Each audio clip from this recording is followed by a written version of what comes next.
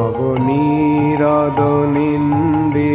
কান্তিধারম রসসাগর নাগর ভূপবরং। हरे कृष्णा, धन्यवाद, प्रणाम। हम लोग श्रीमद् भागवतम के 7वें स्कंद में हैं, 8वां अध्याय चल रहा है। आज हम लोग श्लोक संख्या 12 से कंटिन्यू करेंगे। श्रीमद् भागवतम 7.8.12 ऑनवर्ड्स। 12 नंबर श्लोक शब्द दोहराइए। यस्त्वया मंद भाग्योक्तो मदन्यो जगदीश्वरा वासौ यदि स सर्वत्र कस्मात् स्तम्भेन दृश्यते।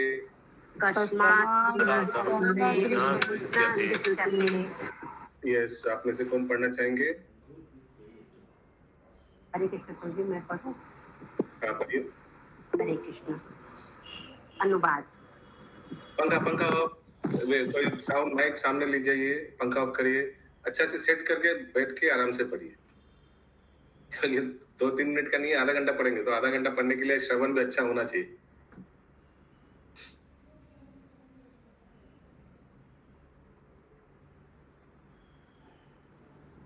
हरे कृष्ण। अनुवाद।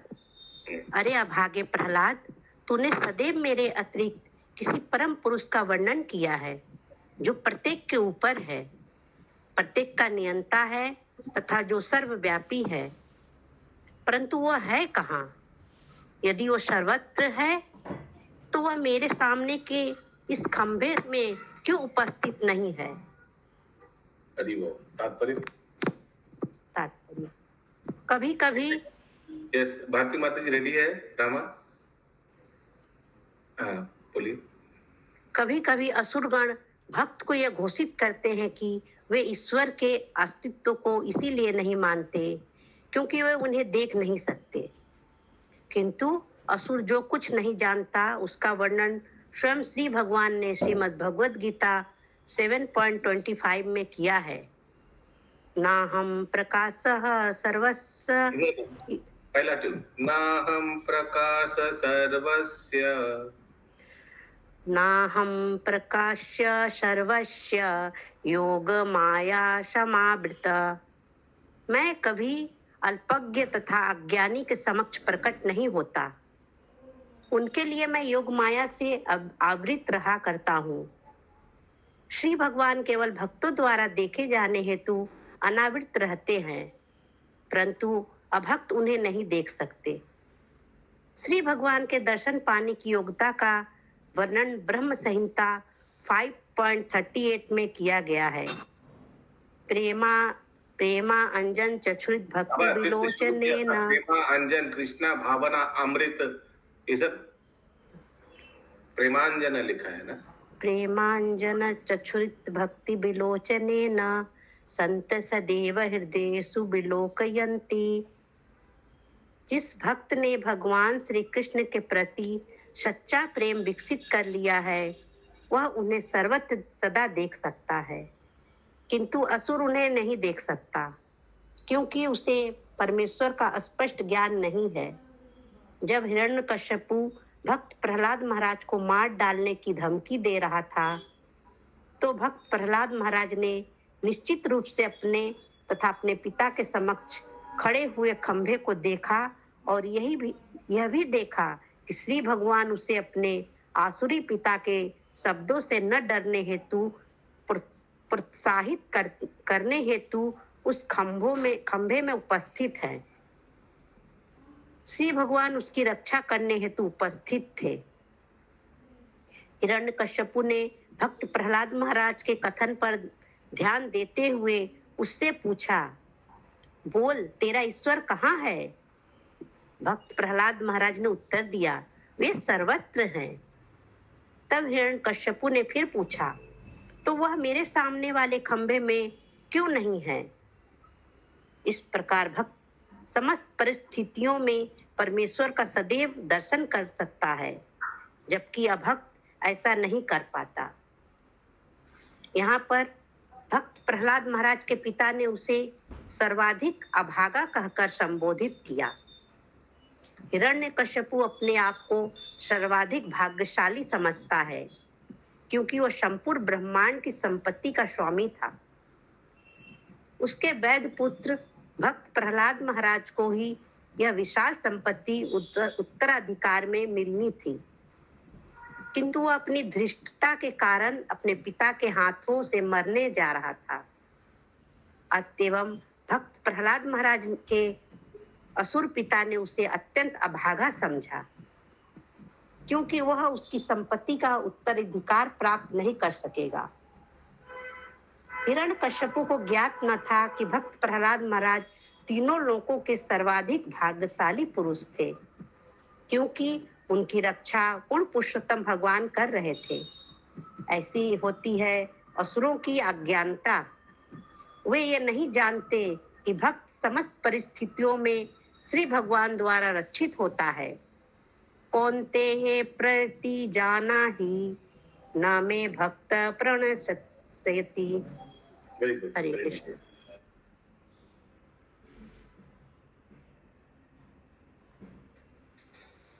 राखे हरि मारे हरि राखे के।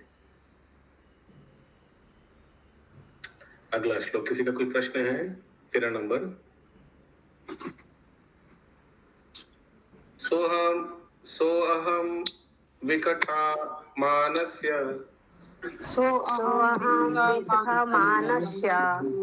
शिरात् कायात् धरामि ते गोपयेत हरिस्त्वद्य यस्ते शरणमीप्सितम्।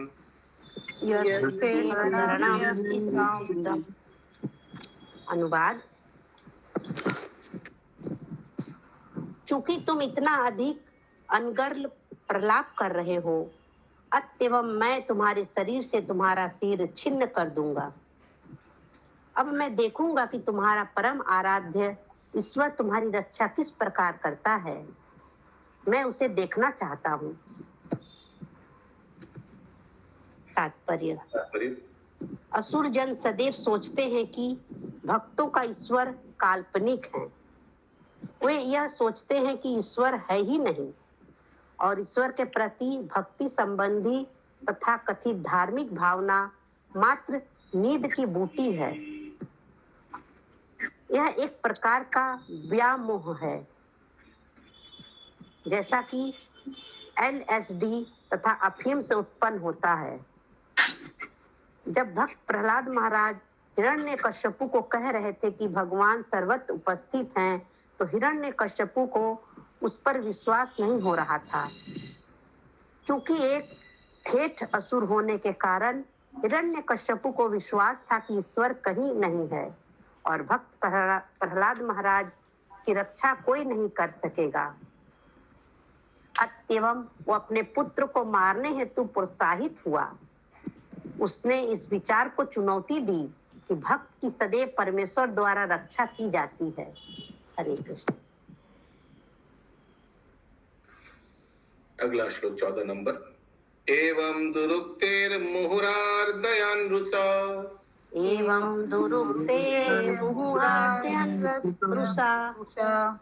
सुतं महाभागवतं महाशुरा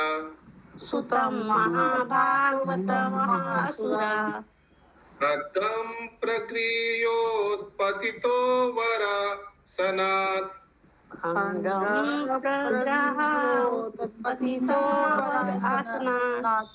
स्तम्भं तथादीति बला स्वमुष्टिना।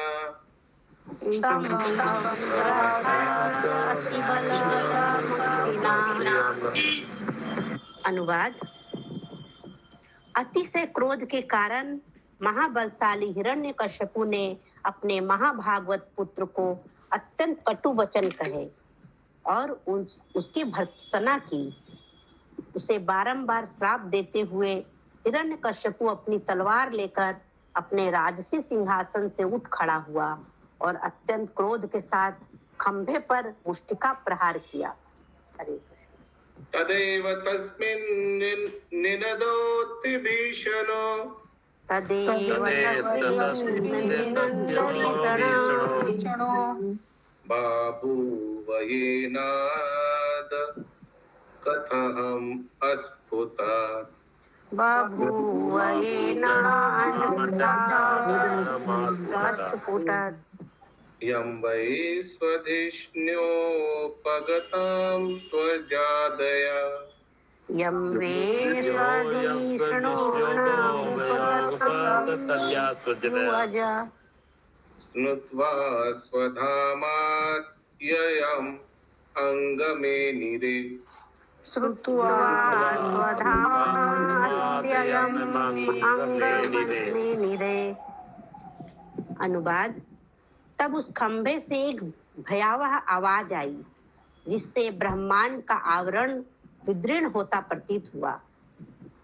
हे युधिष्ठिर, यह आवाज ब्रह्मा जी इत्यादि देवताओं के निवासों तक पहुंच गई और जब देवताओं ने इसे सुना तो उन्होंने सोचा, ओह, अब हमारे लोकों का विनाश होने जा रहा है।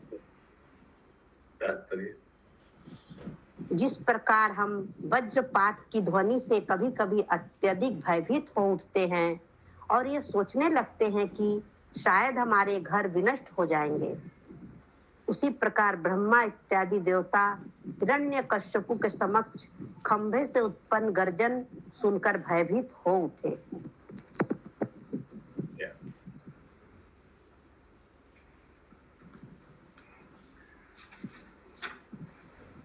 सविक्रमान् पुत्र वधेश पुरोजसा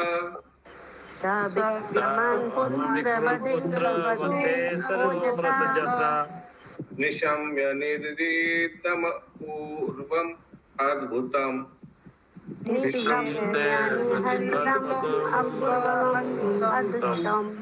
अन्तः सभायां न ददर्श तत्पदम्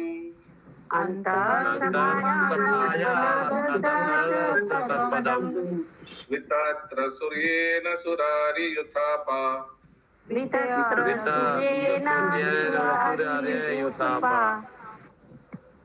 अनुवाद। अपने ही पुत्र को मारने के इच्छुक हिरण्यकश्यपु ने जो इस प्रकार अपना अदित्य शौर्य दिखला रहा था, जब एक अद्भुत भीषण भयंकर ध्वनि सुनी जिसे इसके पूर्व उसने कभी नहीं सुना था। इसी ध्वनि को सुनकर अन्य असुर नायक भी भयभीत हुए। उस सभा में इस ध्वनि के उद्गम को कोई नहीं ढूंढ पाया। तात्पर्य और कोई पढ़ना चाहेंगे? मैं पढ़ूं प्रभु जी? हाँ, पढ़िए। श्रीमद् भगवत गीता 7.8 में भगवान श्री कृष्ण यह कहकर अपनी व्याख्या करते हैं, रसोऽमप्सु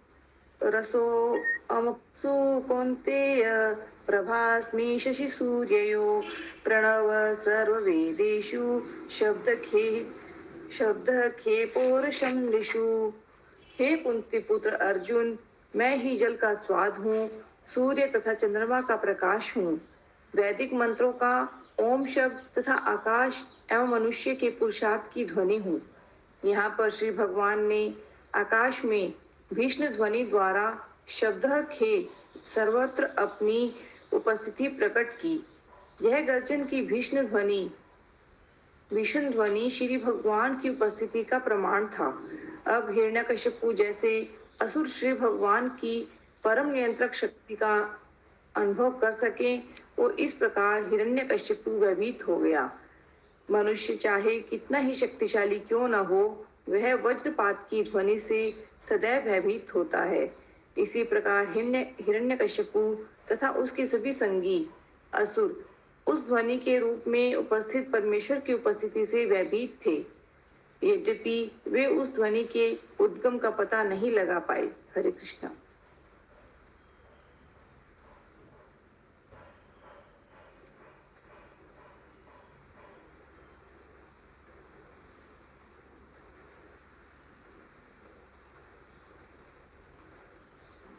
अब ये आज का अंतिम श्लोक 17 नंबर, जहां भगवान नरसिंहदेव प्रकट हो रहा है। सब बोलिए नरसिंहदेव भगवान की जय हो। जय जय हो जय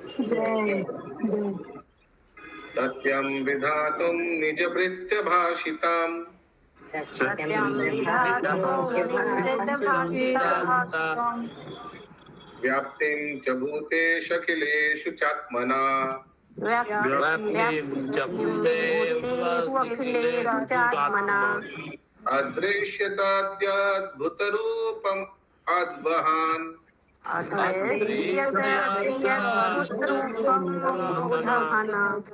स्तम्भे सभायां नमृतं